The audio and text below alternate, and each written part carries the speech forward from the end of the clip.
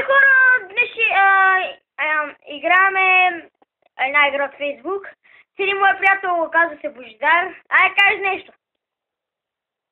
Знаете на топките. Ай, не говори глупостите пак. Добре, ти почна ли играта? Пусна ли играта, защото имам само... ще имам пак 2 минути и 12 секунди. Добре, аз ще почна. Ще направя една игра и мисля... Това не е клипчето. И пак казвам, абонирайте се, моля ви се. Така... Играем ли на арената? Аз сега пуснах, защото и без това... и без това клипчето ми е на привършване. Така хора, абонирайте се, моля ви се. Харесайте клипа, коментирайте и... да се развия отново, разбирате ли? А ти престани с тия работи! Значи, Кой те знае отгоре, бе? Котва, бе? Не, умирам тук.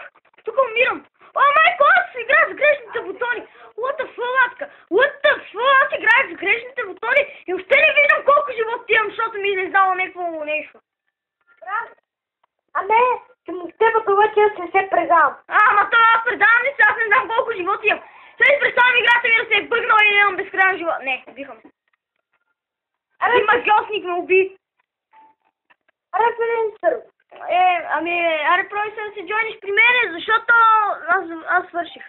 Така хора, още малко ще приключвам, след още 30 секунди. Става тик! Пъства тук, бе!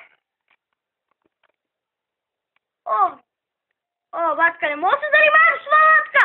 Как ти? Тъпото. Влизай в арената на 3. Ама аз съм я минал, да знаеш. Искаш ли аз да снимам? Мам, клип ти да го качи. Аз снимам. Ако искаш, аз ще абонирам за тебе. Добре, аз мога да снимам по-добре. Добре, чак,